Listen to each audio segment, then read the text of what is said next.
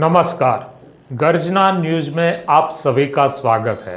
पांचों विधानसभाओं का चुनाव खत्म हो गया। उत्तर प्रदेश, पंजाब, उत्तराखंड, गोवा और मणिपुर की पब्लिक ने राहत की सांस ली।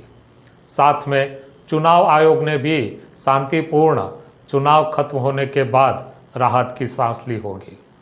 लेकिन अब सबको लगता है कौन आएगा, कौन राज करेगा। हर एक मीडिया हाउस अपने तरीके से पोल जाहिर करेगा कौन आएगा, कौन जीतेगा। लेकिन भूस्थल पर जो कार्य करेगा शायद उनका ही असेसमेंट या पोल सही साबित होगा। हमने भी एक कोशिश की है असेसमेंट करने की। हमने कैसे असेसमेंट किया है वो हम आपको बताते हैं। उत्तर प्रदेश, पंजाब, उत्तराखंड, गोवा और मणिपुर में ज़्यादातर जिलों में हमारा प्रतिनिधि वहाँ गए थे। वहाँ जाकर चाय की टपरी या थड़े पर बैठकर लोगों की बात सुनने की कोशिश की थी। यहाँ न कोई सेफोलॉजिस्ट होता है, न किसी पक्ष के बारे में सोचता है। वो जो बोलता है वो भूस्थल पर क्या परिस्थिति और स्थितियाँ खड़ी हुई है और जो आकार ले रही है उसके बारे में सबसे ज़्यादा वही लोग जानते हैं। इसीलिए हमने सिर्फ उनकी बातें सुनी और जब जब तक मिली तब उनके साथ थोड़ा वार्तालाप भी किया। लेकिन किसी को बताया नहीं है कि हम न्यूज़ पोर्टल गर्जना से आ रहे हैं, क्योंकि अगर वो बोलते तो उनका शायद विचार या विचार सरणी में थोड़ा फर्क आ जाता है। हमने सिर्फ बातें सुनकर और थोड़ा बहुत हिस्सा लेकर एक असेसमेंट तैयार किया है कि पांचों राज्यों में किसकी सरकार बनेगी। शायद हम गलत भी हो सकते हैं। हमारा ये पहला प्रयास है, शायद उनमें क्षति भी होगी। इसीलिए हम पहले से आप सबको कह देते हैं, हमें माफ़ कर दें। हम शुरुआत करते हैं मणिपुर से। मणिपुर में 60 विधानसभा सीटें हैं और 60 सीटों पर बीजेपी, कांग्रेस, एनपीएफ सभी ने हिस्सा लिया था। 2017 की अगर परिस्थिति देखेंगे तो हमें पता चलेगा बीजेपी ने 21, कांग्रेस ने 28, एनपीएफ ने 4, एनपीपी ने 4 और अन्य 3 बैठकों पर सफल हुए थे। इस बार सबसे पहले हम देखेंगे अन्य ने जो पिछली बार 3 सीटें प्राप्त की थी, इस बार वो 4 सीटें प्राप्त करने में कामयाब होते हुए दिखाई देते हैं। मतलब अन्य को 1 सीट का फायदा दिखाई देता है। 2017 में एनपीपी ने 4 सीटें प्राप्त की थी, लेकिन इस बार 1 सीट का नुकसान हमें दिखाई देता है। 2017 में एनपीएफ ने 4 सीटें प्राप्त की थी।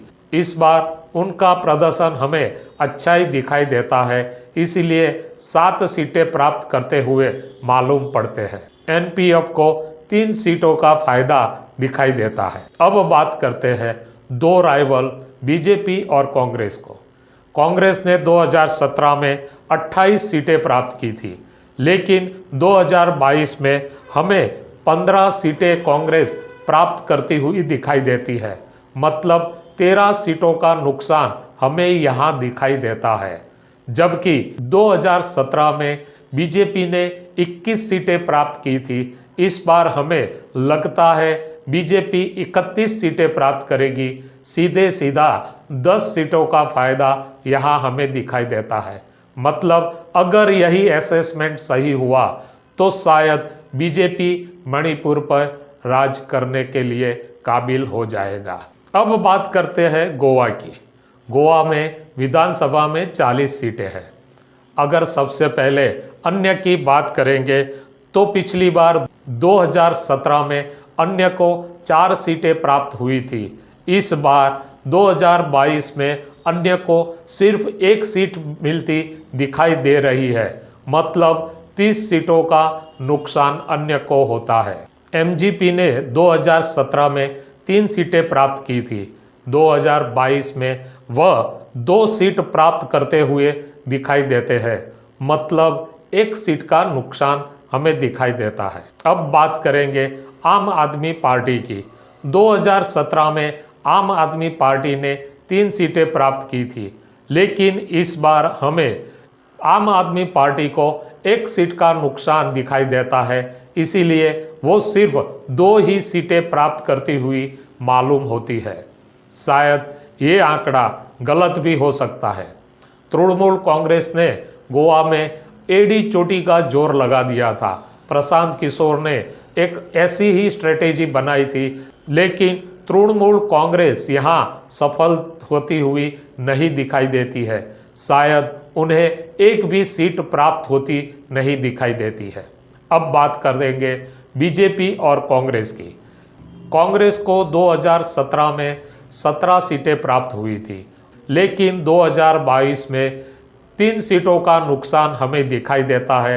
मतलब कांग्रेस 14 सीटें 2022 में प्राप्त करेगी। अब बात करते हैं बीजेपी की। बीजेपी ने 2017 में 13 सीटें प्राप्त की थी, लेकिन 2022 में अच्छा प्रदर्शन करते हुए वो 21 सीटें प्राप्त करती है। उन्हें 8 सीटों का फायदा दिखाई देता है। मतलब गोवा में बीजेपी फिर से वापस आ सकती है, ऐसा हमारा असेसमेंट है। अब बात करते हैं 70 सीटों वाली उत्तराखंड विधानसभा की। 2017 में उत्तराखंड में अन्य ने 5 सीटें प्राप्त की थी। इस बार भी अन्य 5 सीटें प्राप्त करती हुई दिखाई दे रही है। मतलब अन्य में कोई नुकसान दिखाई नहीं दे रहा है। 2017 में बहुजन समाज पार्टी को 1 सीट प्राप्त हुई थी। मायावती ने इस बार चुनाव में जैसे हिस्सा ही नहीं लिया है, फिर भी 1 सीट मायावती यानी कि बीएसपी को प्राप्त करती हुई दिखाई दे रही है। मतलब बीएसपी को यहाँ नुकसान नहीं दिखाई देता है। उत्तराखंड में आम आदमी पार्टी को इस बार खाता खोलते हुए दिखाई देता है। मतलब उत्तराखंड में 1 सीट आम आदमी पार्टी को मिल सकती है, ऐसा हमारा असेसमेंट है। अब बात करते हैं 2 राइवल बीजेपी और कांग्रेस की। 2017 में कांग्रेस को सिर्फ 11 सीटें मिली थी, लेकिन 2022 में कांग्रेस का परफॉर्मेंस बहुत ही अच्छा दिखाई देता है। इस बार कांग्रेस को 25 विधानसभा सीटें मिलने का अनुमान हम सकते हैं और सीधे तौर पर कांग्रेस को 14 सीटों का फायदा दिखाई देता है। अब बात करते हैं बीजेपी की। 2017 में बीजेपी को 57 सीटें प्राप्त हुई थी, लेकिन 2022 में बीजेपी को भारी नुकसान दिखाई देता है। लेकिन लगता है बीजेपी बहुमत प्राप्त कर सकती है। बीजेपी को 2022 में 38 सीटें प्राप्त हुई दिखाई देती है, लेकिन उन्हें 19 सीटों का नुकसान सीधे तौर पर दिखाई देता है। अब बात करेंगे 117 सीटें वाली पंजाब विधानसभा चुनाव की। पंजाब विधानसभा चुनाव में अकाली दल, कांग्रेस, बीजेपी और आम आदमी पार्टी ने बहुत ही जोर लगाया था, लेकिन अब देखते हैं किसको कितनी सीटें प्राप्त होती दिखाई देती है। 2017 में अन्य को 2 सीटें प्राप्त हुई थी, लेकिन 2022 में 1 सीट मिलती हुई दिखाई देती है। मतलब अन्य को 1 सीट का नुकसान दिखाई देता है। अब बात करते हैं शिरोमणि अकाली दल की। 2017 में शिरोमणि अकाली दल को 20 सीटें प्राप्त हुई थी। अकाली दल 2022 में सिर्फ 15 सीटें प्राप्त करती हुई दिखाई देती है। मतलब सीधे तौर पर 5 सीटों का नुकसान होने वाला है, ऐसा हमारा असेसमेंट है। अब बात करते हैं कांग्रेस और आम आदमी पार्टी की। यहाँ आम आदमी पार्टी ने पूरा जोर लगा दिया था। आम आदमी पार्टी की ओर से भगवंत मान को मुख्यमंत्री का चेहरा जाहिर किया गया था। शायद उसके कारण या आम आदमी पार्टी की मेहनत या फिर कांग्रेस की अंदरूनी लड़ाई के कारण आम आदमी पार्टी को फायदा दिखाई देता है। 2017 में आम आदमी पार्टी को सिर्फ 3 सीटें आई थी, लेकिन इस बार आम आदमी पार्टी को 50 सीटें मिलती दिखाई दे रही है। सीधे तौर पर आम आदमी पार्टी को 47 सीटों का फायदा दिखाई देता है। अब हम बात करते हैं कांग्रेस की। कांग्रेस को चरण सिंह चन्नी और शायद नवजोत सिंह सिद्धू के कारण बहुत ही भारी नुकसान होता हुआ दिखाई दे रहा है। 2017 में कांग्रेस को 77 सीटें प्राप्त हुई थी, लेकिन 2022 में कांग्रेस को सिर्फ 30 सीटें मिलती हुई दिखाई दे रही है। मतलब जो आम आदमी पार्टी को फायदा होता हुआ दिखाई देता है, वो सीधा कांग्रेस का टूटा हुआ जनमत शायद आम आदमी पार्टी को मिलता हुआ दिखाई देता है। मतलब शायद कांग्रेस फिर से पंजाब पर राज नहीं करेगा। अब बात करते हैं बीजेपी की। बीजेपी को 2017 में 20 सीटें मिली थी। 2022 में खास लाभ और नुकसान बीजेपी को नहीं दिखाई दे रहा है। इस बार बीजेपी को एक सीट ज़्यादा मिल सकती है। मतलब 2022 में बीजेपी को 21 सीटें मिलने की संभावना है। 2022 में पंजाब में कोई भी राजकीय दल को स्पष्ट बहुमत दिखाई नहीं दे रहा है। शायद यहाँ त्रिशंकु सरकार की संभावनाएं बढ़ जाती है। वो तो वक्त ही बताएगा कि पंजाब पर कौन राज करेगा। अब बात करते हैं उत्तर प्रदेश की। उत्तर प्रदेश के चुनाव पर पूरे देश की निगाहें थी और उनके रिजल्ट पर भी पूरे देश की निगाहें है। 2022 में उत्तर प्रदेश विधानसभा का चुनाव जो राजकीय दल जीतेगा, शायद वही दल को 2024 में उत्तर प्रदेश लोकसभा के चुनाव में ज़्यादा लोकसभा सीटें मिल सकती है। अब हम उत्तर प्रदेश के 2022 के असेसमेंट की बात करेंगे। सबसे पहले बात करेंगे अन्य की। पिछली बार अन्य को 5 सीटें प्राप्त हुई थी, लेकिन इस बार अन्य को 3 सीटों का नुकसान होता हुआ दिखाई दे रहा है।